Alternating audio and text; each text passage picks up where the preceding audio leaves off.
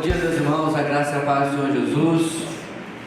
Bem-vindos à nossa EBD, a continuação, depois de mais uma pequena parada. Na semana passada não pudemos ter EBD por força, além do nosso controle, mas hoje estamos aqui, 14 de março, e vamos começar a lição número 4, para onde eu peço a sua atenção no seu material aí, na página 22. O tema da nossa lição é, em Colossenses, é claro, a supremacia de Cristo na criação e na redenção.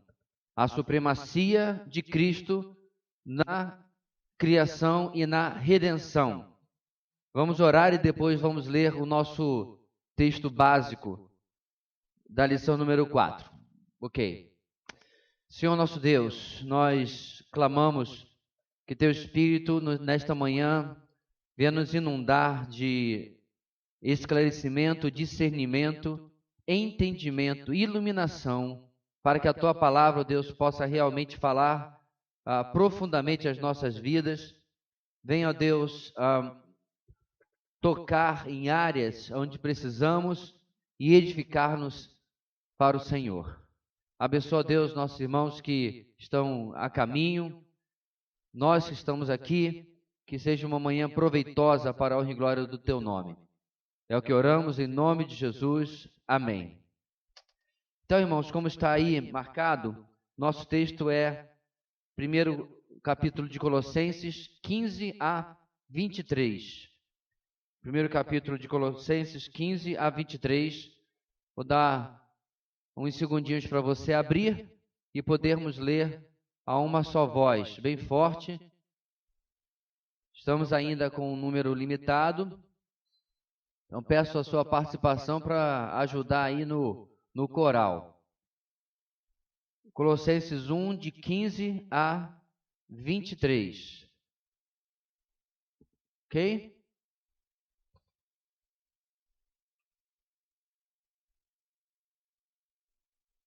Jóia. Então vamos ler, irmãos, a uma só voz. Ele é a imagem do Deus invisível, o primogênito sobre toda a criação, pois nele foram criadas todas as coisas nos céus e na terra, as visíveis e as invisíveis. Sejam tronos, sejam soberanias, poderes ou autoridades, todas as coisas foram criadas por ele e para ele. Ele é antes de todas as coisas e nele tudo subsiste. Ele é a cabeça do corpo, que é a igreja. É o princípio e o primogênito dentre os mortos, para que em tudo tenha a supremacia. Pois foi do agrado de Deus que nele habitasse toda a plenitude, e por meio dele reconciliasse consigo todas as coisas, tanto as que estão na terra quanto as que estão nos céus, estabelecendo a paz pelo seu sangue derramado na cruz. Antes vocês estavam separados de Deus, e na mente de vocês eram inimigos por causa do mau procedimento de vocês. Mas agora ele os reconciliou pelo corpo físico de Cristo, mediante a morte, para apresentá-los diante dele santos, inculpáveis e livres de qualquer acusação, desde que continuem alicerçados e firmes na fé, sem se afastarem da esperança do Evangelho que vocês ouviram e que tem sido proclamado a todos que estão debaixo do céu. Esse é o Evangelho do qual eu, Paulo, me tornei ministro. Já para mim é praticamente possível ler esse texto e não cantarolar na minha cabeça a música do Projeto 5 Solas, né? Fica meio que automático. E para quem porventura não conhece, vale a pena, a letra é muito boa, é o texto bíblico, né? Claro. Muito bem, irmãos. A supremacia de Cristo na criação e na redenção. Como a gente já vem desenvolvendo desde o primeiro estudo, meus irmãos, um dos ataques que a igreja do primeiro século sofreu é exatamente essa disputa em uma sociedade politeísta a respeito da suficiência de Cristo ao ponto de não precisa mais de nada, porque o ser humano tem uma certa dificuldade de compreender muitas vezes coisas absolutas. olha o exemplo da questão da graça. A salvação é pela graça, mas se acostumou, eu digo hoje em dia, de sempre adicionar alguma coisa. Você tem que fazer alguma coisa. Ora, se você tem que fazer alguma coisa, automaticamente não é graça. Você não pode deixar de perceber que você nega o conceito se você adiciona uma coisa que contradiz aquele conceito, certo? Então, não, eu gosto de café puro, mas eu sempre coloco um pouco de leite. Então, você não gosta de café puro. É simples assim. Café puro é puro, né? Água, açúcar e pó, acabou. Não tem mais nada ali. Se você adiciona qualquer coisa, deixa de ser café puro. A graça é a mesma coisa. E para o nosso texto, era importante que a igreja fosse confrontada com as influências que estavam vindo sobre ela, tanto do mundo judaico quanto do mundo greco-romano também. Hoje em dia, meus irmãos, eu não acho, particularmente no meio evangélico, que a nossa ameaça seja igualita no sentido de exatamente outros deuses, etc. Nosso problema é mais ideológico hoje, né? A suficiência de Cristo pela palavra tem sido adicionada a ideologias e ciências humanas, por assim dizer. Eu já tenho tratado desse tema aqui diversas e diversas vezes. Quando você adiciona qualquer coisa à suficiência da palavra, você nega a suficiência da palavra, ok? Então, quando você tem uma pessoa que está passando por uma crise e você prefere levar em um profissional em lugar de aconselhar biblicamente aquela pessoa, você está dizendo a Bíblia não é suficiente para resolver os problemas de fulano, certo? Então, o problema, meus irmãos, hoje em dia nem é tanto que claro que não é a insuficiência da Bíblia, mas a insuficiência dos crentes em usar a Bíblia para resolver os seus problemas e aconselhar outros. Esse realmente é o problema. Graças a Deus, nas últimas décadas, particularmente por causa de um homem de quem nos despedimos há pouco tempo, Jay Adams, o aconselhamento bíblico tem ressurgido com muita força. Ele não foi inventado agora, ele sempre existiu, mas tem ressurgido com muita força, trazendo novamente para a igreja o conceito verdadeiro de que a Bíblia tem todas as respostas para todos os problemas não orgânicos do homem. Ela não resolve bico de papagaio, certo? Ela não trata Covid, ela não resolve problema financeiro, mas quando se diz alguma coisa a respeito do próprio homem e seus problemas, ela é suficiente. Isso então, meus irmãos, é um bom paralelo para nós compreendermos a questão da suficiência, da supremacia de Cristo também nisso tudo. Afinal de contas, a palavra que estamos falando é a palavra de Cristo, é a palavra dele. Vamos para o nosso texto, aqui sempre do lado esquerdo, debaixo do número da nossa lição. Logo abaixo nós temos nossos objetivos, ok? Saber que tudo está submisso a Cristo, que é a expressão exata de Deus, supremo e Senhor absoluto, que dá significado a tudo. Tem alguma novidade nisso daqui? Nenhuminha. Para você ver, meus irmãos, como é fácil nós sabermos uma coisa e vivermos outra. Está entendendo? Alguém tem dúvida de que está tudo submisso a Cristo? Não.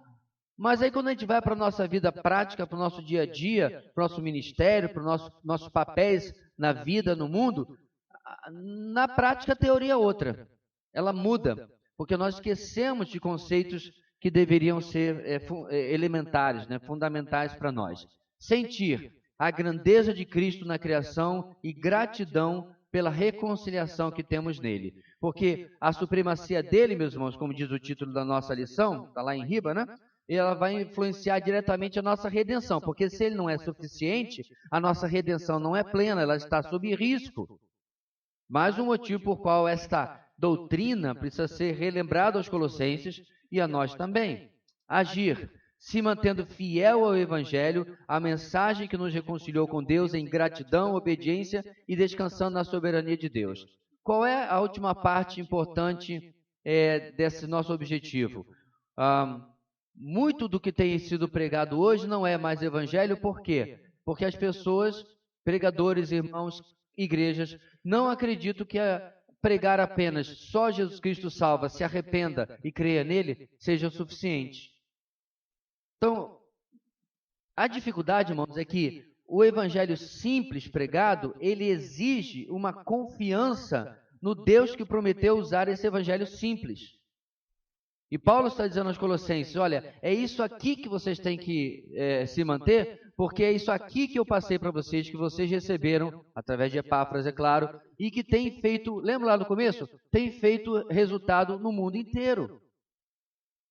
Então, quando você começa a pensar na simplicidade do Evangelho, quem é esvaziado de poder? Quem é esvaziado de realização? Eu. Porque ele não depende, meus irmãos, a eficácia do Evangelho não depende de eu ser convincente. Ele não depende de eu ser alguém que cativa a opinião ou a atenção das pessoas. Ele não depende de eu ser bem falante ou qualquer coisa assim. É claro que determinadas atitudes, como por exemplo uma atitude arrogante, uma atitude prepotente, uma atitude grosseira, atrapalham o Evangelho. Mas deixa eu dizer para vocês, irmãos, quanto o Evangelho é poderoso. Eu já contei essa história para vocês. Havia um homem incrédulo que imitava um homem de Deus no século XVIII, seu nome, 18, 19, 18. Ele imitava, fazia um arremedo, mas imitava com perfeição.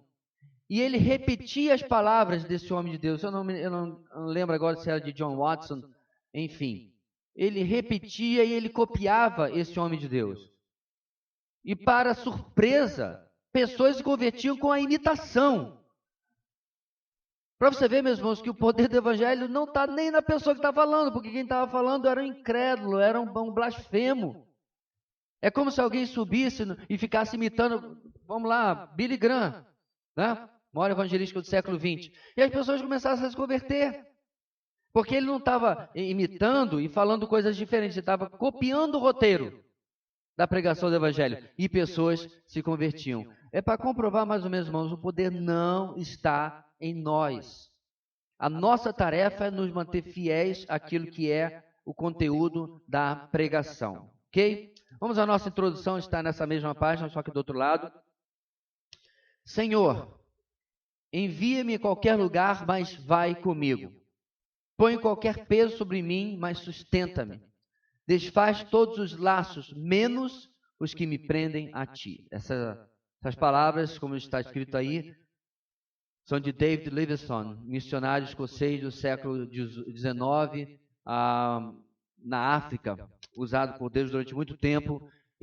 O final da vida de Livingstone é bonito porque, quando ele morreu, explicaram aos nativos que a família desejava que ele fosse enterrado na Inglaterra, até porque ele era uma pessoa importante lá, membro da Sociedade Britânica de Exploração, tarará. Oi.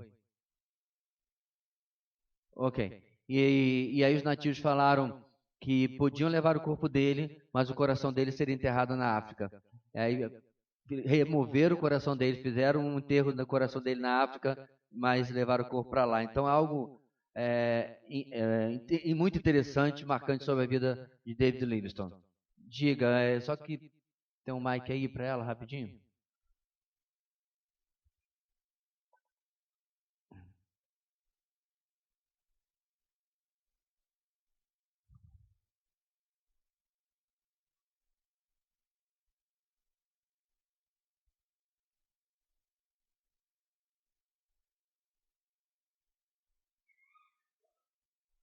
Nenhum?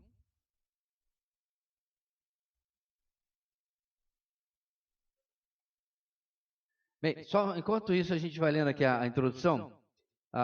Quero começar a lição fazendo algumas perguntas. Será que Jesus Cristo exerce seu verdadeiro lugar na vida dos salvos? Será que as comunidades cristãs vivem verdadeiramente Cristo nas celebrações coletivas?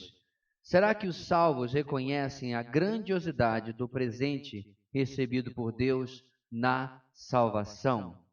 O texto de estudo de hoje nos responde a todos os questionamentos. Então, convido você a juntos mergulharmos nos ensinamentos da palavra de Deus. Em outras palavras, meus irmãos, a centralidade de Jesus nas nossas vidas, em nossos cultos, na nossa EBD, no nosso grupo de vida, certo? em tudo. Você se encontrando com o irmão no supermercado, a centralidade dele precisa ser uma preocupação se realmente é um fato ou apenas um conceito na nossa cabeça, ok? Diga, Luma. Antes que o senhor continue, eu não sei se de verdade você vai abordar isso que eu vou perguntar lá mais para frente na lição, mas para a dúvida não sumir. Aqui nos versículos 22 e 23, na verdade, no 22 ele fala, né, que o Senhor nos reconciliou com ele através de Cristo e a gente está firmado nele. E aí no 23, pelo menos aqui na minha versão, ele já começa assim: desde que continuem alicerçados e firmes, sem se afastarem da esperança do evangelho que vocês ouviram. Eu queria entender essa condição que ele colocou aqui, desde que continuem. Ok. Então, isso aí está no ponto 3 da nossa lição, certo? Então, isso não vai ser abordado hoje, né, irmãos? A gente sempre leva 2 domingos por lição. Então, eu vou pedir ao Espírito Santo que não me deixe esquecer, na semana que vem, a gente abordar isso daí no final dessa suposta condicional, certo? A gente vai entender como é que não é realmente uma condicional de um Estado, mas de uma... Bem, aí é spoiler, né? Aí a gente já adianta, ok? Mas é uma ótima pergunta. Muito bem, gente. Vamos seguir. Vamos agora entrar no nosso texto. A supremacia de Cristo na criação. Nós vamos cobrir hoje do versículo 15 até o versículo 17. Ponto 2 e 3, que são menores, vão ficar para semana que vem. Os versículos em destaque apresentam a supremacia de Cristo na criação. É importante lembrar que Paulo combate um sistema religioso impregnado na igreja de Colossos. Seu foco, além de combate doutrinário, é consolar os irmãos e encorajá-los a permanecerem firmes na caminhada cristã, sempre lembrando, né, quem é Jesus e suas realizações como verdadeiro proeminente. Então, de novo, irmãos, para nós que vivemos em uma sociedade monoteísta, é um tanto complicado nós compreendermos como isso é sério, né? Então você é criado desde pequenininho com uma série de deuses orbitando a sua cabeça. E aí, se você não é gentil, você é judeu, você é criado desde pequenininho com uma deusa, entre aspas, chamada a lei judaica. Estou chamando de Deus aqui porque da forma como os judeus a tratavam, a lei, não é a forma como Deus intencionou. Tratavam com uma certa idolatria, tratavam com uma certa submissão, meio de adoração à lei, que não era nunca o que Deus havia planejado. Então, remover esses conceitos da cabeça dos colossenses, judeus ou gentios, não era tarefa fácil. Então, por isso que Paulo vai ser tão enfático e tão completo na sua explicação sobre a supremacia de Cristo. Os versículos mostram vários aspectos da supremacia de Cristo na criação que devem ser destacados e que naturalmente geram uma pergunta: por que Cristo é supremo na criação? Então, essa determinação de Deus, meus irmãos, não é apenas porque o Senhor Jesus é Deus, mas essa posição com a qual ele coloca o Senhor Jesus é para reforçar futuramente a segurança do que a gente vai ver em segundo lugar, a redenção. Aquele que possui esse posto, aquele que possui essa posição, aquele que possui este lugar na criação, que a gente já leu no texto e vai detalhar agora, certo? Fortalece a posição dele na redenção. Eu estou garantido na redenção por causa de quem é aquele que me redime. Agora vamos ver umas alternativas. Quando você acredita na mentira de Ario, hoje definida pelos testemunhos de Jeová, que ele não é absolutamente, completamente Deus, certo? Se ele não é isso, aquilo que nós vamos ler agora não é realmente verdade. E a redenção fica em risco, porque ele não é realmente Deus. Qualquer alternativa, qualquer diminuição que você coloque na pessoa de Cristo, irmãos, afeta diretamente a questão da redenção. E é isso que muitas vezes os autores de falsos ensinos não conseguem compreender. Paulo vai abordar isso de uma outra maneira, em 1 Coríntios capítulo 15, quando ele trata da questão da ressurreição, que também foi um ataque à cristologia. Não, ele não morreu de verdade. Não, ele não tinha um corpo de verdade. Todas essas lorotas foram contadas no primeiro, segundo, terceiro século. E aí Paulo fala, se Jesus não morreu e não ressuscitou, é vã a nossa pregação e é inútil a sua fé. E vocês continuam nos seus pecados. Então, Coríntios, pensem muito bem em quem vocês estão acreditando. Quando nós diminuímos a Jesus, irmãos, todo o resto cai por terra. Todo o resto vai ruindo. Porque a intensidade com que Paulo fala, por exemplo, aqui em Colossenses, condiciona absolutamente tudo à pessoa do nosso Senhor. Seguindo aqui, na primeira parte, no versículo 15, parte A, porque ele é a expressão exata de Deus Pai. A primeira parte do versículo 15, ele é a imagem do Deus invisível, serve como ponto de partida, e eu ia dizer ainda mais um ponto de fixação para aquilo que será apresentado por Paulo. Mesmo diante da dificuldade, a expressão mostra a divindade de Jesus. A terminologia imagem deve ser vista como a expressão exata do ser divino, não uma cópia inferior ou barata, mas como o próprio ser divino revestido de humanidade, mostrando assim seu aspecto divinal e transcendente. Isso, inclusive, meus irmãos, ecoa com o que Jesus fala em João capítulo 14, quando Filipe pede a ele, Senhor, mostra-nos o Pai, porque isso nos basta. O que Jesus responde? Há tanto tempo tenho estado contigo, e você ainda não... Perceba, o pedido de Filipe é que mostre o Pai. E Jesus fala, eu estou esse tempo todo com vocês. Você ainda não percebeu? Sabe por quê, meus irmãos? Porque a mente humana enxergava um homem que suava, que se cansava, que segundo muitos acreditam, baseado no texto de Isaías, não era lá tão bonito assim. Não era como Jim Caviezel, A Paixão de Cristo. Teve muita gente que se apaixonou pelo ator, né? Aquele Jesus lá. Barba feitinha, barba, cara, perfeita. No primeiro século. Nem no 21º século eu consigo fazer isso com a minha. Era cheia de ponta, cheia de falha. No primeiro século tinha aquela barba perfeita, aquele cabelo que parecia que tinha acabado de sair da... Pelo menos antes de chegar na cruz, porque depois a coisa fica feia para ele. Mas não, Jesus não era, meus irmãos, extraordinário, humanamente falando.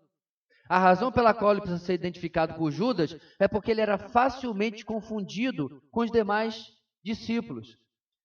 Eu gostei como isso foi feito no filme A Ressurreição, não sei se vocês assistiram, né? Claro que é fictício, soldado romano que persegue para descobrir onde é que está o corpo de Jesus e acaba encontrando ressuscitado, coisa que inclusive deve ter acontecido bastante depois da ressurreição, mas eles colocaram um ator comum, vestido igualzinho os discípulos, ou seja, realmente era difícil distinguir Jesus dos demais.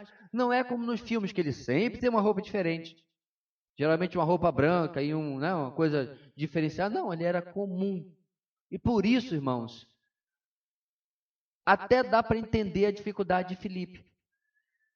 Só que Filipe, aliás, o que Jesus fala para Filipe é o seguinte, você não percebeu todo o resto? Os sinais, o ensino, tudo aquilo que eu mostrei nesses 3 anos que temos andado juntos, ele ainda estava fixado nas aparências. O termo refletindo a imagem do invisível traz uma questão muito intrigante e desafiadora.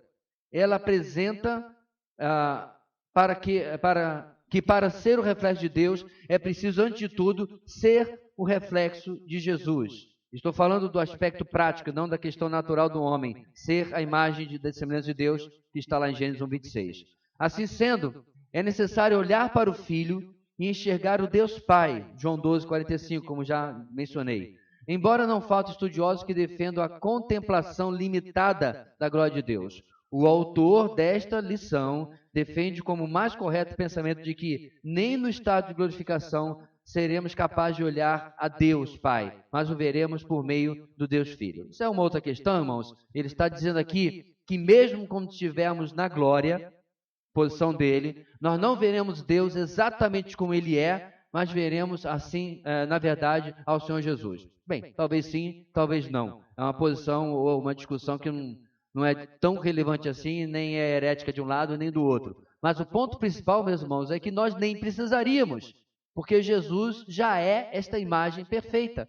Conheceu a Jesus, conheceu ao Pai. Isso acaba, meus irmãos, com qualquer graduação inferior que possa ser dado ao nosso Senhor. Quando nós lemos que ele é a expressão exata do Deus Pai, a gente precisa ficar atento a exatamente o termo que é usado no texto bíblico. Ele é a imagem do Deus vivo. A imagem é a ideia de aquilo que nós conhecemos de algo que não está revelado. Então, se eu quero conhecer a Deus, eu faço isso através de quem? Através de Jesus. Se eu quero conhecer mais o Senhor, a quem eu tenho melhor revelado na palavra? O Filho. Isso é claro, meus irmãos, fica mais claro quando você vai lá em Hebreus capítulo 1, e o autor começa parecendo, na verdade, bastante com o texto de Colossenses, que fala que o Senhor nos falou antigamente pelos pais, aos profetas, etc, etc. Nesses últimos dias, nos falou através do Filho. Ele é o herdeiro de todas as coisas, a exata expressão do seu ser. Ou seja, ele repete o mesmo para mostrar tudo aquilo que nós conhecemos no Antigo Testamento. Lembra que a carta foi escrita aos Hebreus? É sombra, é uma imagem, é uma maquete que apontava para a coisa real. Então, quando nós vemos, meus irmãos, que Jesus é a imagem de Deus, é porque nós tínhamos noções de Deus que se revelava dentro da capacidade, da necessidade do Antigo Testamento, e agora ele se revela totalmente. Veja bem, meus irmãos, Jesus traz uma revelação completa para uma humanidade que conhecia ao Senhor de forma limitada, mesmo os judeus que tinham, como disse Paulo, os oráculos de Deus, certo? A lei, ela reflete a pessoa do Senhor, a lei, ela reflete a santidade do Senhor, revela uma série de coisas sobre nosso Deus, sem dúvida nenhuma, mas o conhecimento real e pleno unicamente vem através de Jesus, ok? Eu sei, meus irmãos, que parecem conceitos óbvios, mas como eu falei no começo, apesar de óbvios, muito óbvios, muitas vezes eles nos escapam da necessidade, da realidade disso para as nossas vidas práticas, como filhos de Deus, como crentes nesse Senhor que estamos estudando. Na segunda parte do versículo 15, 15b, porque ele é a autoridade absoluta. O princípio da primogenitura nas Sagradas Escrituras sempre deve ser remetido a dois conceitos básicos e fundamentais. E é exatamente aqui, meus irmãos, que muitos derrapam. Olha só, o primeiro deles é a ideia do filho mais velho, ou melhor, do primeiro filho de alguém. A segunda ideia está atrelado à autoridade. Todo primogênito possuía autoridade sobre os outros irmãos e na morte do pai ele ficava responsável pelas posses e pela família. Então, esse conceito de primogenitura tinha muito mais a ver com a determinação paterna do que com a ordem em que um filho ou outro eram nascidos. Então, veja bem, se isso não fosse verdade, Isaac nunca poderia ter feito, mesmo tendo sido enganado, nunca poderia ter valido o que ele fez com Jacó, certo? Você conhece a história. Jacó se veste, né, para Halloween, festa fantasia de Esaú, ele se disfarça do seu irmão para enganar, isso aí tudo combinado com a sua mãe, né, para enganar o seu pai, receber a bênção, certo? Que inclusive estava dentro do acordo que ele havia feito com Esaú, que Esaú, de forma de descaso, vende a sua primogenitura em um evento um pouco anterior, lembra disso? Por um prato de lentilhas. Ora, se ele vendeu a sua primogenitura, o que ele esperava? O correto é que ele dissesse, não, eu fiz. Meu pai pode abençoar porque eu vendi a minha primogenitura. Ele abriu mão do primeiro lugar, apesar dele ter nascido primeiro. E aí quem passa, meus irmãos, a ser o cabeça daquela família na ausência do seu pai? Jacó. Ele ter usado de subterfúgio, de engano, irmãos, isso é uma pregação à parte. Isso aí dá um longo discurso que eu poderia fazer sobre isso.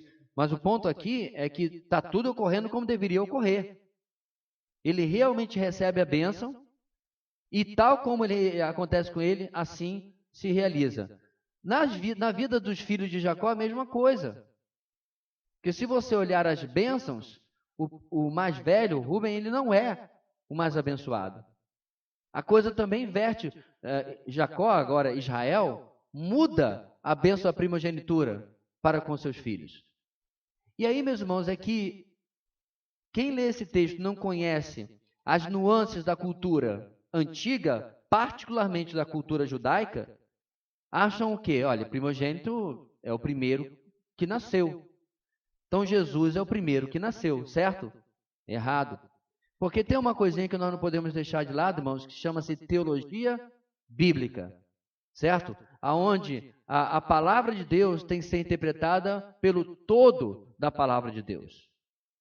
Então você não pode ter alguém ou um ser que advoga para si e outros afirmam sobre ele divindade e ao mesmo tempo ele ter tido um começo, ou seja, ele ter sido gerado ou criado em algum ponto no tempo e no espaço. Por quê, meus irmãos? Porque isso faria com que nós tivéssemos não um, mas pelo menos 2 deuses. Então, mesmo quando você pega na antiguidade Ário, ou hoje no Testemunho de Jeová, ele não consegue sair desse pensamento circular. Porque lá em Isaías, meus irmãos, o Senhor vai afirmar o seguinte: assim diz o Senhor, Deus Todo-Poderoso: eu sou o Senhor, antes de mim nenhum Deus se formou, e depois de mim nenhum outro haverá. É a declaração monoteísta da fé bíblica. Há apenas um Deus. Como então que você vai solucionar essa arapuca com o texto de Colossenses? Olha só, quando o texto fala de Jesus como o primogênito de toda a criação, não quer ensinar que ele foi a primeira criação de Deus, mas que ele tem total e absoluta autoridade sobre toda a criação. Sua autoridade pode ser vista em vários momentos em inúmeros textos. O exemplo que quero destacar está nos 2 capítulos do Evangelho de Marcos, 4 e 5, estão os textos aí na sua sequência. Então, irmãos, primogenitura é autoridade, é usado dessa maneira em Colossenses. Então, deixa eu repetir, porque certamente, agora não por causa do coronavírus aí, mas antigamente batia na sua porta direto, né? Eu sei que foi você, Jesus, que recebeu mensagem essa semana? De Testemunho de Jeová? Agora estão indo pelo WhatsApp. Estão batendo na porta do seu WhatsApp, porque não pode bater na porta da sua casa, né? Certamente muita gente não vai gostar de indo lá. E realmente eles sumiram faz um tempo. Mas eles vão lá e eles vão insistir nesse texto. Por quê? Porque eles seguem um roteirinho, tá, do que eles devem falar. O que você deve responder? Você deve mostrar a verdadeira interpretação. Agora, irmãos, eu estou dizendo isso, mas não entre num debate infindo, porque eles não vão ceder. Com raríssimas exceções. Se o Espírito Santo não convencer do pecado, da justiça, do juízo, eles vão se ater ao seu discurso. Não adianta. Mas pelo menos você coloca uma pulga atrás da orelha, quem sabe Deus usa aquilo, talvez até naquele momento, mas posteriormente para criar dúvida e fazer aquela pessoa buscar realmente a verdade. Então, alguns exemplos, irmãos, dessa autoridade de Jesus. Em Marcos 4, 35 a 41, a autoridade sobre a natureza. No mesmo contexto, tá, irmãos? É um após o outro. Marcos 5, 1 a 20. Vamos lá, irmãos, só para você lembrar qual é o texto, não temos condição de lê-lo todo. Em Marcos 4, 35,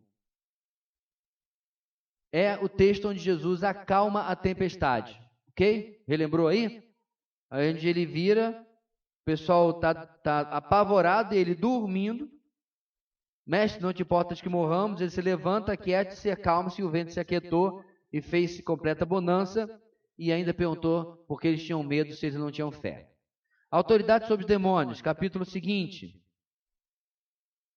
E aí é o texto do Gerazenos aqui, Gadarenos em outros textos, né? Aonde ele grita e que queres comigo, Jesus, Filho de Deus Altíssimo, rogo-te que Deus que não me atormentes. E o nome dele é Legião, ou seja, era um demônio com grande autoestima, né? Se achava tudo isso aí. E aí eles entram na manada de porcos com permissão de Jesus e você conhece a história. Tudo sobre a autoridade de Jesus. A autoridade sobre a doença e a morte. E agora você vê que os textos estão entrelaçados. Por quê? Porque a partir do versículo 25, você tem duas histórias que estão na mesma narrativa. É a filha de Jairo, que está morrendo. Quantos anos ela tem? 12. E tem uma mulher que tem uma hemorragia, provavelmente de origem ginecológica. Quanto tempo ela está doente, irmãos? 12. É incrível uma coisa dessa.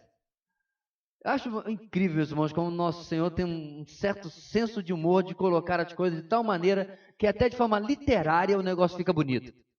A gente vai ver um pouquinho disso hoje na mensagem de Gênesis, como que Deus usa a beleza literária para mostrar o seu controle, a sua soberania sobre o que está acontecendo, mas também certo humor de mostrar, olha esse detalhezinho aqui, para a gente prestar atenção. Então aqui está dois extremos da vida humana. Uma senhora de idade e uma menina, e ambas estão ao mesmo tempo de duração, sofrendo de doença. Só que a menina vem a morrer. Então, a autoridade de Jesus é o quê, meus irmãos? Não só sobre a doença. Quem me tocou? Jesus pergunta. Mestre, está no meio da multidão. Todos te empurram. Como alguém me tocou? Alguém me tocou, de mim saiu virtude. Você conhece o texto? E aí a mulher se apresenta e Jesus diz, vai, a tua fé te curou. E aí chega o pessoal dizendo assim, olha, não perturbe mais o mestre. A sua filha já morreu. E aí, meus irmãos, tem um dos textos mais lindos da palavra de Deus.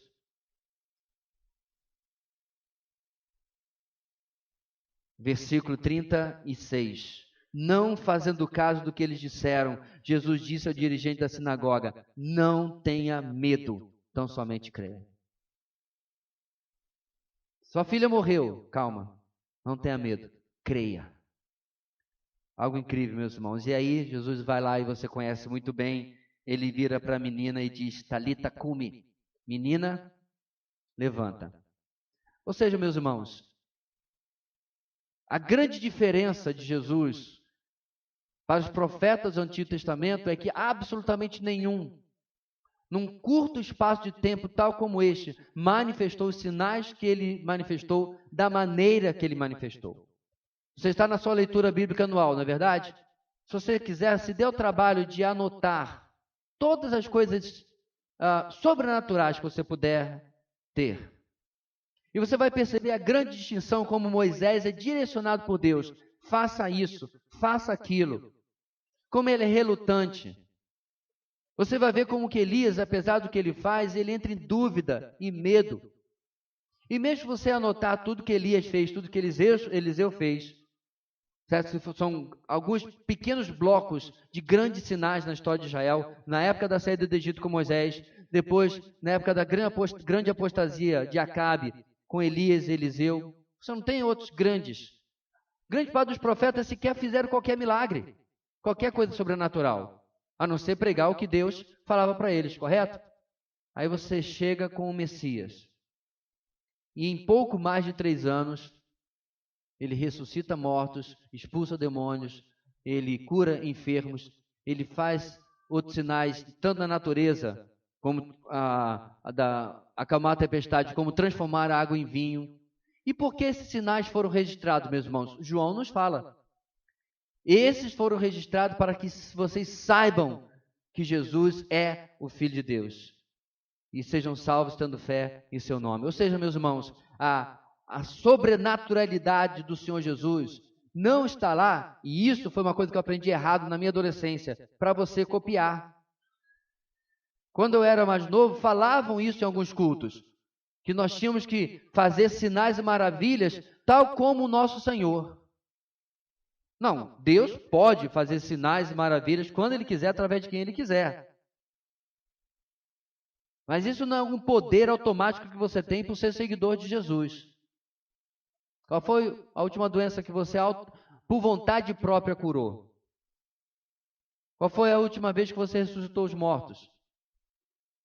Teve uma tempestade ontem, acabou a luz 2 vezes. Você não acalmou a tempestade para dar uma ajudinha, porque eu tinha que trabalhar?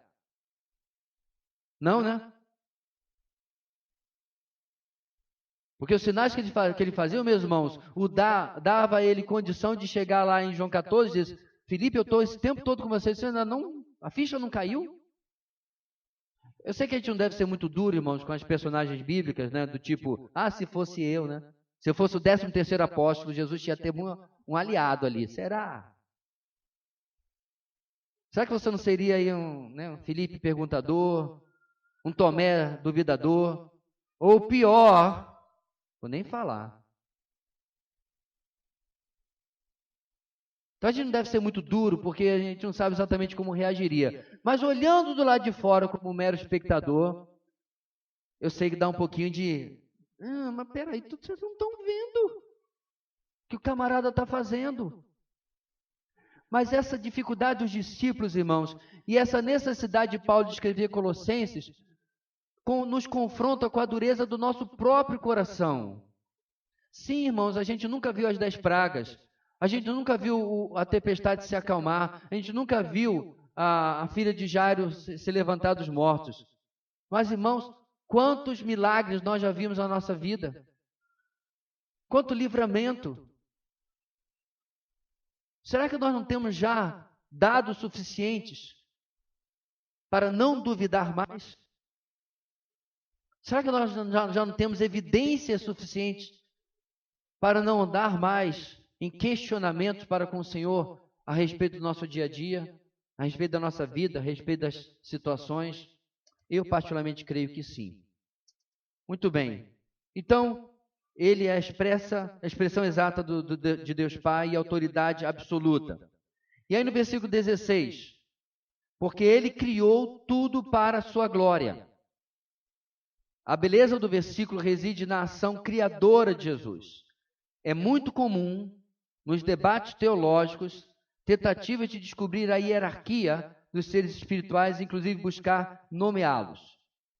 Não quero propor tal discussão e nem encorajar o debate, prefiro ficar com a ideia da regência do texto sobre a supremacia do Filho na criação. O que o autor está se referindo, irmãos, é um passatempo de muito evangélico de ficar dizendo o arcanjo é isso, o serafim é aquilo, o querubim é aquilo. O que eu acho interessante, meus irmãos, quando eu fui para a aula de angelologia, né, em teologia sistemática, eu tinha uma certa expectativa que depois eu entendi que era irreal.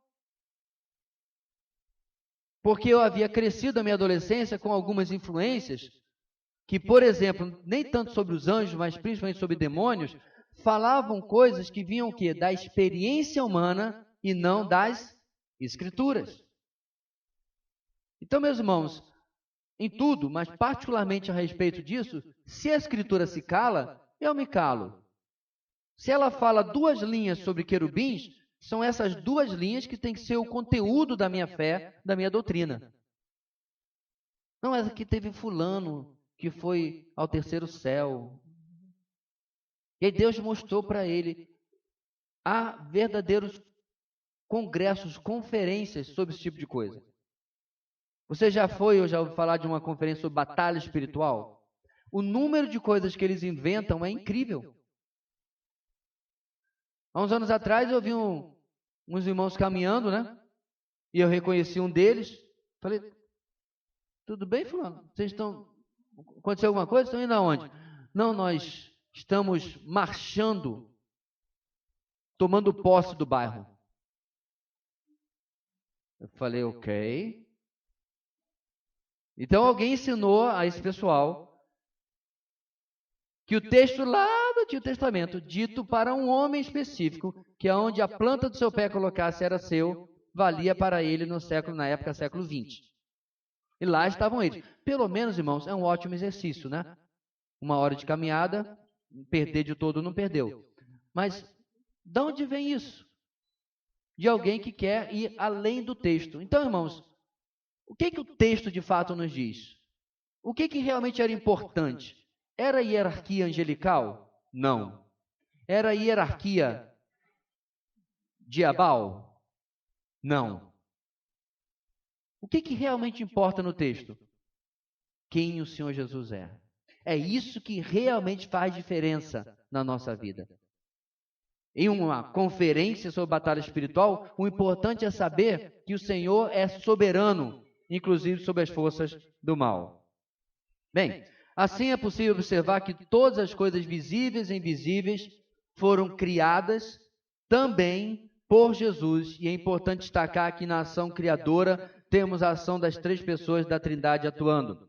Não é coerente isolar um deles e afirmar uma ação isolada, uma vez que nele foram criadas todas as coisas. Ou como diz a versão revista atualizada, que é que está na revista, tudo foi criado por meio dele.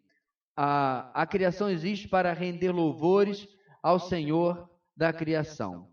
E é claro, meus irmãos, que a gente não pode esquecer como o apóstolo João coloca de maneira decisiva no início do seu evangelho.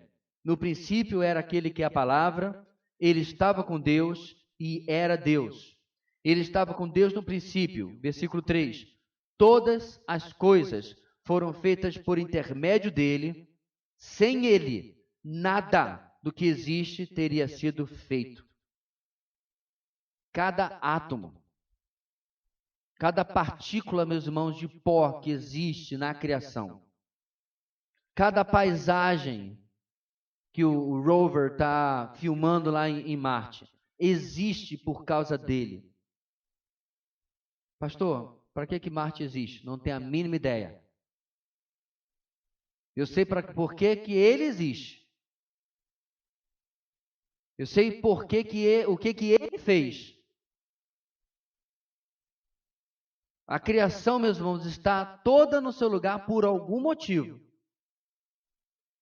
E mesmo, meus irmãos, a galáxia, a estrela mais distante, nós não temos ideia de como o Senhor arquitetou isso. O homem acha que o universo é infinito. Alguma coisa pode ser realmente infinita, materialmente falando? É impossível. Mas o homem não se dobra a essa verdade, porque essa verdade seria uma declaração dizendo, na verdade, a gente não sabe. Quem sabe os teístas têm razão. Eles não podem admitir isso. Então, a gente tem que continuar na sua religião evolucionista, na sua religião humanista.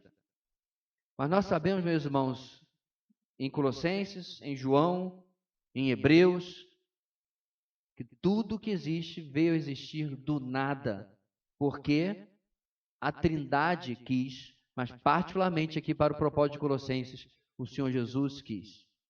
Você já parou para pensar, meus irmãos, como que Deus faz algumas coisas, parece que de propósito, para dar um nó na cabeça dos seres humanos? Porque o Criador de tudo isso que eu mencionei, um dia se deitou em um coxo. Manjedoura é um nome bonito. A gente gosta de manjedoura. Uma manjedoura é coxo, né, Teófilo? É lugar de botar comida para animal. Coxo. É lugar, caixa de madeira que você coloca ração hoje. Antigamente colocava feno. Não tinha lugar, botaram alguma coisa ali, provavelmente um pano, e lá foi depositado, meus irmãos, o Senhor da criação. A sua mente não explode, não? Porque você já segurou um bebê no colo, né? Qual é o poder de defesa que tem? Mas naquele bebê, ninguém tocava. Herodes tentou. E Deus atuou, interveio ali para que nada acontecesse. O ponto, meus irmãos, é Deus usa coisas incríveis para humilhar a suposta sabedoria humana. Para humilhar o entendimento limitado do ser humano. Porque se fôssemos nós, se Deus virasse para nós assim, olha, eu estou planejando a encarnação, ideias, você diz assim, uma grande estreia, luzes, anjos cantando, bem, teve anjos cantando, mas ele vai chegar e vai descer assim, mas completo homem, e de preferência 1,85 m no mínimo, 100 quilos de puro músculo, longos cabelos castanhos. Você não ia botar um Messias mais ou menos assim? Uma coisa impressionante. Um homem que as mulheres admirassem, os homens invejassem. Porque é assim que o mundo vê alguém de destaque. Não um bebê que nasce em um coxo, do lado de uma ovelha, uma vaca, um burro. E aí Deus, meus irmãos, dá pequenos sinais de que você não está enxergando o quadro. Lá em cima tem uma estrela. Uma coisa fora do normal. Autoridades de outra nação saem, abandonam a sua nação e entram numa peregrinação seguindo a estrela e chegam com presentes caros que provavelmente mudaram a infância daquela família. Gente simples, mas que recebeu presentes que com certeza durante muito tempo o sustentou e bem, inclusive na viagem para o Egito. E aí, paulatinamente, meus irmãos, o cenário vai mudando para que nós possamos compreender, a gente que já conhece a história, que aquele que está deitado naquele coxo não é qualquer um. Aquele, meus irmãos, que se confundia na multidão, que não era impressionante, e aquele que estava completamente desfigurado naquela cruz não era qualquer um. Tem um vídeo que é incrível, como muitos dele, do Paul Washer, em que ele está numa universidade dos Estados Unidos, ou desculpe, na Europa, e alguém pergunta para ele, você está querendo dizer que um homem morrendo numa cruz tem condição de salvar milhões de pessoas? Um homem apenas? E o Paul Washer responde assim, olha, jovem, você fez essa pergunta com um propósito ruim, mas Deus vai usar para o bom. Agora sente e ouça. E a razão, meus irmãos, continua o pregador, é que aquele homem, pesado e avaliado todo o universo, é mais valioso do que todo o universo. É essa a perspectiva que Paulo quer resgatar, meus irmãos, aos Colossenses e a nós.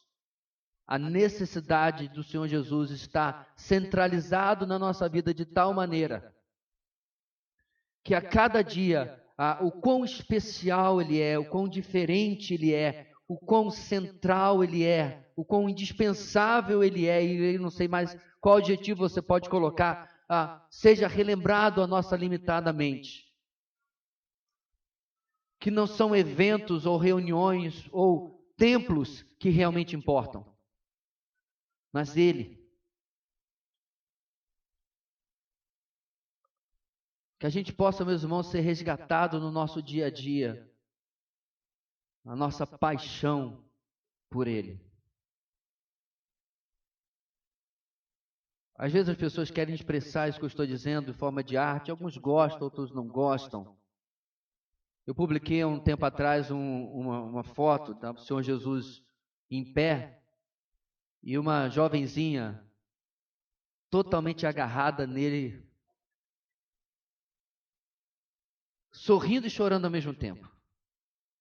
E aí tem aquele pessoal que reclama que você não pode fazer um desenho ou qualquer coisa de Jesus, você está quebrando o mandamento e assim vai. Aí eu respondi a eles, faz o seguinte, pula o post, vai para o outro. Tem um post que eu estou fazendo uma crítica política, vai reclamar lá. Porque sempre tem, meus irmãos, um chato que perde a beleza daquilo que está sendo colocado.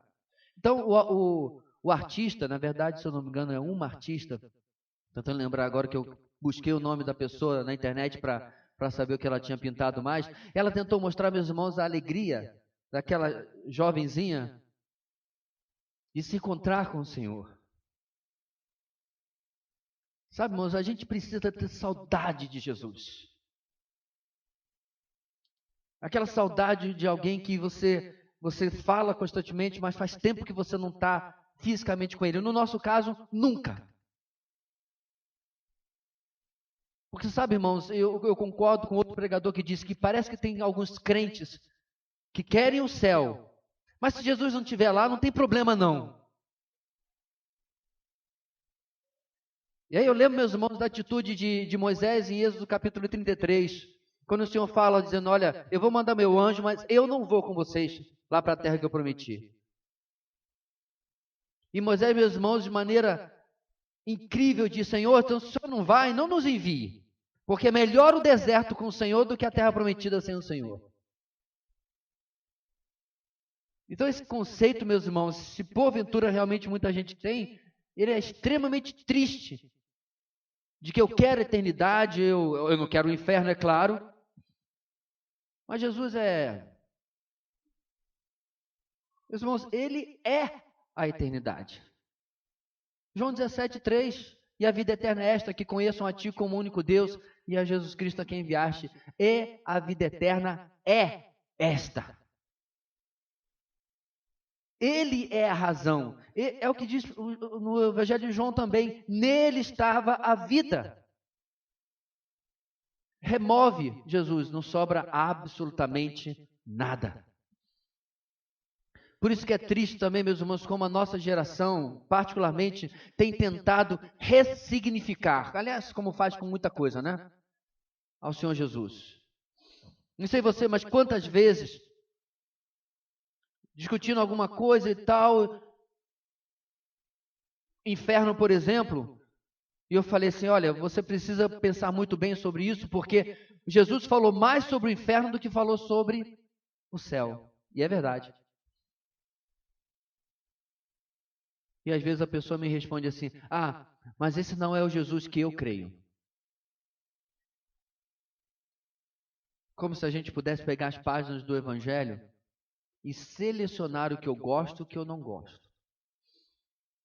Então, quando Jesus pega uma criança no colo, de forma meiga, doce, etc., esse aqui passou no meu crivo.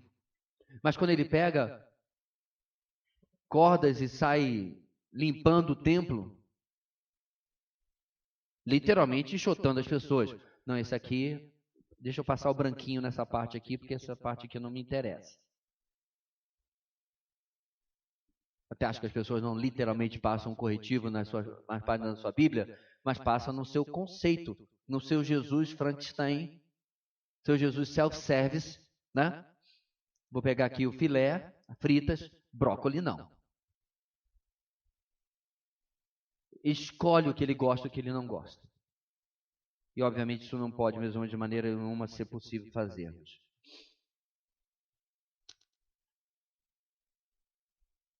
No versículo 17a, seguindo um pouco mais à frente, no último versículo de hoje, porque ele não foi criado. Para acabar com qualquer ideia errônea de que ele, Jesus, tenha sido criado por Deus, o texto mostra que ele é antes de todas as coisas. Ele tem sua existência antes do tempo. Ele não foi criado, não foi gerado. Sua existência transcende a imaginação humana. Ele não teve início e não terá fim. Na sua encarnação, ele vestiu-se da humanidade. A doutrina não ensina que ele passou a existir no tempo como Deus, mas como homem. Vamos lá, irmãos, algumas coisas importantes. Eu entendi o que o autor quis dizer, mas, na verdade, o que a Santa Doutrina diz é que ele é eternamente gerado do Pai. Certo? Não, eternamente gerado já cancela a ideia de ser gerado como, por exemplo, os nossos filhos são. Certo? Um dia eles não existiam. Duas células separadas no corpo da mãe e no corpo do pai não formam já uma pessoa. No momento da concepção, certo? A pessoa já existe, obviamente, e por isso que, é claro, o aborto é uma coisa inconcebível, e a partir daí essa pessoa existe, ela não existia antes. Existe toda uma discussão de quando as almas humanas foram criadas. Se ela é criada no momento da concepção, elas foram todas criadas e são implantadas no momento da concepção. Eu me pergunto por que os teólogos entram nessas. Isso é uma caixa de Pandora? Isso não é um caminho sem volta? Quando é que você vai conseguir uma resposta para tal debate? Se eu estou no seminário e o professor propõe, vocês vão defender uma coisa e vocês vão defender outra, eu vou levantar. Eu posso defender nenhuma? Porque... para que essa discussão? Mas eles discutem e escrevem livros sobre isso. Não é exatamente o livro que eu recomendaria você gastar o seu tempo. Independente, meus irmãos, o fato é que nós existimos um dia. Passamos a existir um dia. O Senhor Jesus não. Contudo, nós podemos usar teologicamente a frase de que ele é eternamente gerado pelo Pai, por isso que ele chama de Pai, ok? Outra coisa importante, acabei esquecendo a segunda que eu ia mencionar, um camarada não muito longe, na verdade na outra esquina, afirmou há uns anos atrás, eu espero em Deus que ele tenha pego qualquer livro de EBD que preste e tenha aprendido direito. O camarada, né, dessa esquina aqui do lado, do chapelão, disse que Jesus passou a existir na concepção em Maria. Você vê, meus irmãos, isso é um conceito tão simples que eu aprendi com 12 anos de idade, na classe da tia Marileia, quando eu passei para os adolescentes. Aliás, desculpe, da tia Nancy, tia Marileia era dos juniores. A tia Nancy me ensinou com 12 anos de idade que Jesus sempre existiu. E o camarada, líder supostamente de uma denominação, não sabe. Aí você vê, meus irmãos, os milhões que aprendem errado uma asneira dessa. Jesus aparece, meus irmãos, antes da encarnação? Sim. E eu não preciso nem ficar conjecturando sobre os amigos de Daniel na fornalha. Ele mesmo diz, antes que Abraão existisse, ego eimi, eu sou. Ele, de forma provocativa, que ele está falando com os judeus, ele usa a mesma expressão de Êxodo 3,14. Quando os filhos de Israel perguntarem quem me enviou, o que eu digo? Digam, eu sou, te enviou. Que é duas palavras que juntas chegam muito próximo do nome que nós supomos ser o nome de Deus, que é Yahweh, certo? Pronúncia é impossível de saber se é essa mesma ou não hoje em dia. O ponto é que Jesus lá no Novo Testamento, quando diz, você não tem nem 40 anos, você viu Abraão? E a ideia aí, meus irmãos, é que quem está ali debatendo com Abraão a respeito de Sodoma e Gomorra, e quem antes visita Abraão para dizer que ele teria um filho, certo? Passagem que a gente vai passar daqui a pouquinho na nossa exposição de Gênesis, é uma cristofania, é uma aparição de Cristo antes da encarnação. Então, irmãos, é importante nós destacarmos de novo algo básico, mas que muitas vezes tem sido esquecido e mal ensinado errado no meio evangélico. Portanto, irmãos, ele não foi criado, Jesus não tem um ponto de início, porque ele é o próprio Deus. Segunda parte do versículo B, porque ele é o próprio sustentador da vida.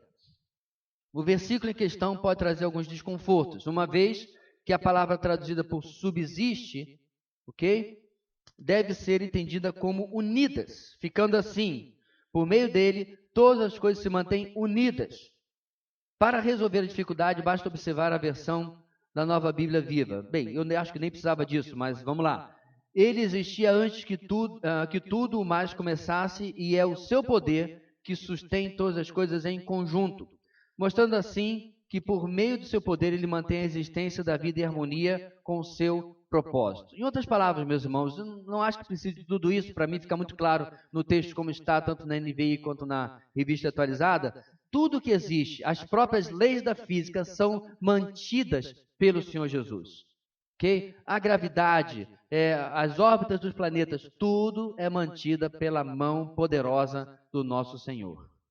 Então o bebê que estava na manjedoura, enquanto estava na manjedoura, incrível isso, né? Ainda assim mantinha toda a matéria junto, certo? Ela mantinha todo o universo funcionando, desde do menor micróbio, até o maior corpo celeste se mantinha dessa maneira por causa de Jesus. Ele é o sustentador da vida. O que isso tem a ver conosco, irmãos? Então são conceitos que parecem teóricos. Mas deixa eu deixar uma coisa clara para os irmãos. Por mais que a teologia nos pareça, não que seja, irmãos, mas nos pareça teórica muitas vezes, ela é indispensável porque ela vai dar sempre a fundamentação daquilo que nós cremos. Quando a igreja, meus irmãos, começou a abandonar a sã doutrina, primeiro, não dando a ela a importância de ensinar, de ser ensinada, perdão. Depois começou a reescrever essa doutrina. Você tem a história da igreja, particularmente na Europa, para comprovar como que isso foi, né, ladeira abaixo. Então, a ausência de conceitos tão básicos faz, inclusive, que nossos filhos cheguem à universidade sem condição de debater e acabem, muitas vezes, caindo, acreditando no erro. Então, meus irmãos, isso são conceitos importantíssimos. Mas também, por causa dessa aplicação, nós vamos ver aqui. Você tem glorificado a Cristo pelo que Ele fez? Tem glorificado a Cristo pelo que Ele é? A criação apresenta para o cristão um Cristo onipotente. Você tem reconhecido a sua pequenez diante do Deus Criador do universo? Tem visto sua insignificância e, consequentemente, a grandiosidade da misericórdia de Deus que sustenta você? Se você não tem sido alguém totalmente estupefato, ou seja, surpreso com a obra redentora desse Deus maravilhoso, sua vida está longe do objetivo desejado. E você tem sido alguém desnecessário para ele, entre aspas, pois não tem cumprido o propósito da sua existência, porque tudo que nós vimos tem como objetivo levar-nos a glorificá-lo por aquilo que ele é. Mas eu teria, meus irmãos, uma segunda aplicação, até, eu creio, bem mais prática. Toda a insegurança que a nossa vida possa nos trazer, irmãos, não apenas agora. Eu fico vendo na internet vídeo após vídeo, mensagem após mensagem, de pastores preocupados em transmitir para a sua membresia segurança, porque estamos em uma pandemia. O nosso texto do boletim hoje é um desses. Mas, irmãos, nunca tivemos insegurança na nossa vida? Nunca tivemos problemas na nossa vida? Doenças nunca existiram? Pessoas nunca morreram? Desemprego nunca aconteceu? E, detalhe, se por acaso acontecesse de alguém surgir com um remédio mágico, e em questão de poucos meses, toda essa situação totalmente sumisse, e a gente fizesse uma grande culto da queima das máscaras.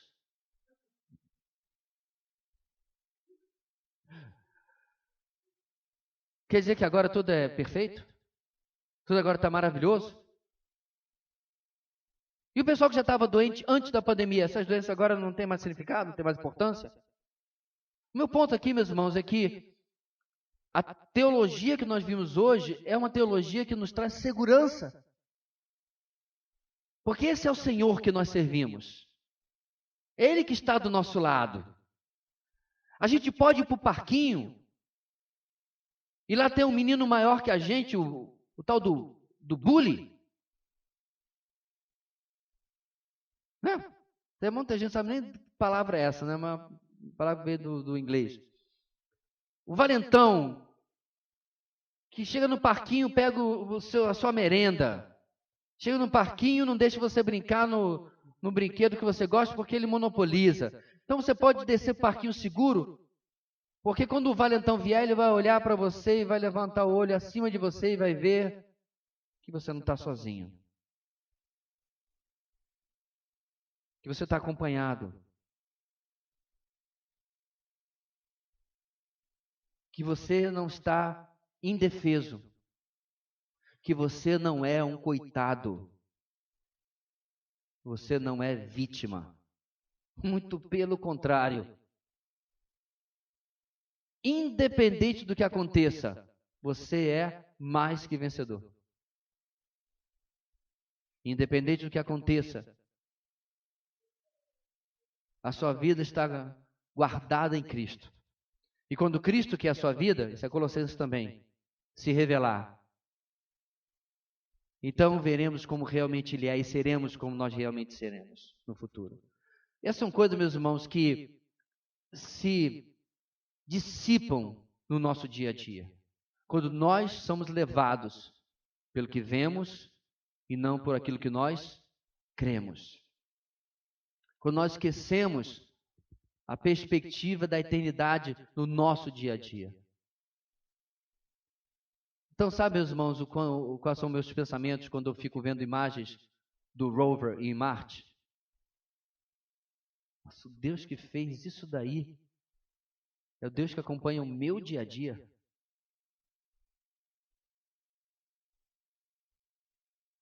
Aquele que criou o universo aquele que dá nome às Pleiades. Não é isso que ele fala para Jó? Aquele que dá nome às estrelas. Acompanha o meu dia a dia e, principalmente, escolheu o meu nome quando subiu em uma cruz, voluntariamente. Então, meus irmãos, eu oro para que a próxima vez que você leia esse texto de Colossenses, ou cante a música do Projeto Sola, não cante apenas prestando atenção na batida, ou não leia o texto como mais um texto bonito de Paulo, mas que você pare para pensar na profundidade que isso tem. Sabe, irmãos, uma enorme vantagem do pregador expositivo, também é uma enorme vantagem para quem ouve uma pregação expositiva, é o quanto você fica surpreso sobre o quanto dá para retirar de um texto bíblico. Os irmãos não sabem o desafio que é manter uma mensagem no tempo que a gente mantém aqui na igreja, que já não é pequeno. Os irmãos não sabem como é difícil pegar um livro tão grande como Gênesis, 50 capítulos, e não ficar 50 anos em um texto desse. Que a gente vai completar um ano de exposição daqui a alguns meses, e a gente não vai chegar nem perto da metade. Sabe por quê, meus irmãos? Exatamente porque a palavra reflete a profundidade do Deus que nós estamos falando nessa manhã. E diante de tudo isso, a gente só pode repetir as palavras do próprio Paulo, que por ele, para ele, são todas as coisas. Inclusive o fato de nós estarmos vivendo qualquer dificuldade que possamos viver na nossa vida. Ele está no controle, Ele está cuidando soberanamente, inclusive, das nossas lutas e das nossas vitórias.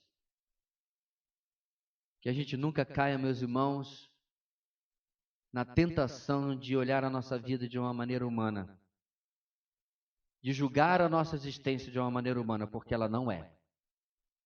Somos seres eternos e temos que viver à luz da eternidade, à luz da pessoa que nos possibilitou ter a eternidade. Semana que vem nós vamos continuar, irmãos, a partir do ponto número 2, que está aí destacado, a supremacia de Cristo na igreja, continuando a partir do versículo 18. Vamos orar? Deus Santo querido, nós te louvamos, te engrandecemos pelo privilégio, ó Deus, de sermos teus. Que nos falte realmente palavras, que possamos tentar, mesmo que fadados ao, entre aspas, fracasso, porque que nos falte palavras na nossa oração para exaltar a Cristo. Que nós possamos, ó Deus, repetir o nome dEle, por faltar a nossa finita e limitadamente o que dizer. Mesmo diante de um texto tão maravilhoso, Deus, de uma sabedoria sobrenatural dada a Paulo, ainda não é tudo. Porque tal como escreveu João, se tudo o que o Senhor Jesus fez, se tudo o que Ele é fosse escrito, nem todo mundo seria capaz de segurar ou ter os livros que resultariam disso. Diante de um Deus tão maravilhoso, que nós possamos, ó Deus, ser guardados de uma vida espiritual na mesmice. Que Ele nos surpreenda a cada dia, nos deixe sem palavras a cada dia, nos maravilhe, e que disso, ó Deus, venha cada vez mais consagração, amor, paixão por Jesus. É em nome dele que nós oramos, hoje e para sempre. Amém e amém.